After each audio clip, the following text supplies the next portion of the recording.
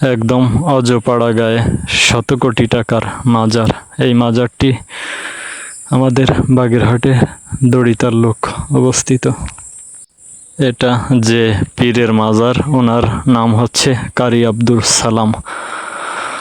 ওনার একজন স্বনামধন্য ভক্ত ছিল, যিনি ঢাকায় প্রতিষ্ঠিত ব্যবসায়ী জনি টেক্সটাইল লিমিটেডের মালিক। উনি ওনার নিজ অর্থায়নে এই মাজারটি তৈরি করে দিয়েছেন, একদম অজ পাড়া গায়ে। এই মাজারের ভিডিওর লাস্টের দিকে দেখতে পারবেন যে মাজারটা কত গ্রাম অঞ্চলে, একদম অজপাড়া গায়ে, যে রাস্তায় সারাদিনে দুইজন মানুষও হাঁটে না, এরকম একটা জায়গায় এরকম শত শত কোটি টাকা খরচ করে এরকম একটা মাজার নির্মাণ করে দিছে।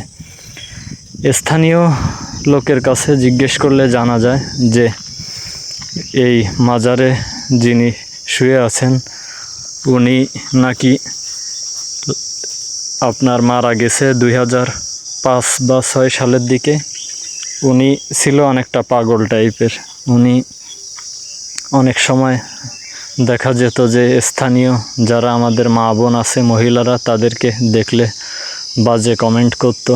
বা এখন আল্লাহ ভালো জানে যে আসলে আল্লাহ ওনার ভিতরে কি এমন দিছে যে যেগুলা দেখে কোনো সুনামধন্য মানুষ ওনার একটা মাজার করে দিছে। নিশ্চয়ই ওনার ভিতরে ভালো কিছু ছিল। তবে আমি আমার জায়গা থেকে আমার যতটুক ধারণা, তাতে অনেক ইসলামিক স্কলার বা জানার লোক যারা আছে তারা বলে যে পাগল ব্যক্তির আমল নামা নাকি বন্ধ হয়ে থাকে, যে ওনার ভালো কাজ বা মন্দ কাজ কোনো আমল নামায় নাকি লেখা হয় না। তাতে আমার মনে হয় যে উনি পাগল হওয়ার আগে যখন ভালো ছিলেন, উনি যেহেতু একজন কারি মানুষ, উনি এমন কোনো পুণ্যের কাজ করছেন যে কারণে আল্লাহ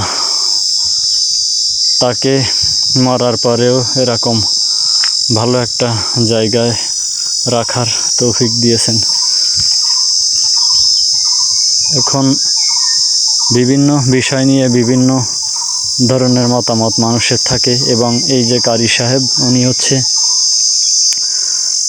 লাস্ট মারা যাওয়ার আগে 5-10 বছর ধরে ওনার ঘাঁটি ছিল হচ্ছে আমাদের এলাকায় যে খান জাহান আলী পীর সাহেবের মাজার, এই মাজার এলাকায়। এইখানে সবসময় উনি অবস্থান করতো, এইখানে থাকতো। এখন আমি যে জনি টেক্সটাইল মিলের মালিকের কথা বললাম, ওনার সাথে পরিচয় হয়েছিল এই পাগল কারি সাহেবের।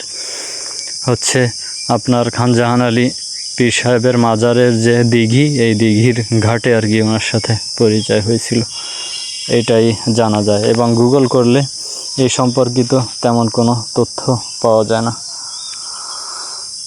এই ভিডিওটি কেমন লাগলো কমেন্ট করবেন, এবং যদি ভালো লাগে তাহলে ভিডিওটি শেয়ার করে দিবেন। ধন্যবাদ।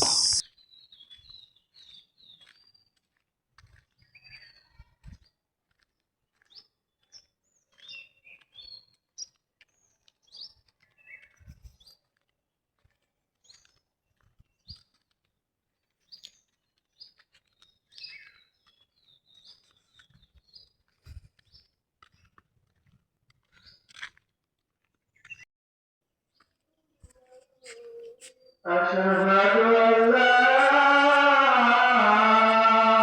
إله إلا الله.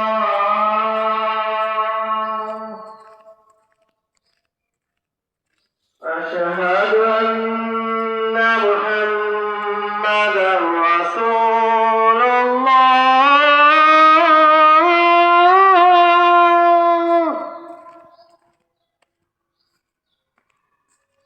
أشهد أن محمدا رسول الله.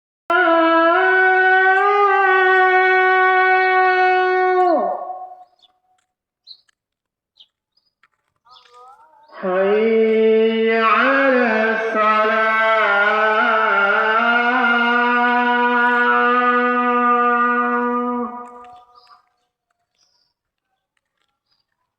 حي على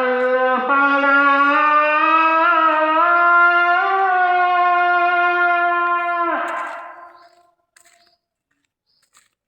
حي على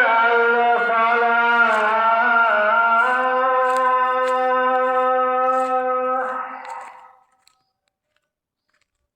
الله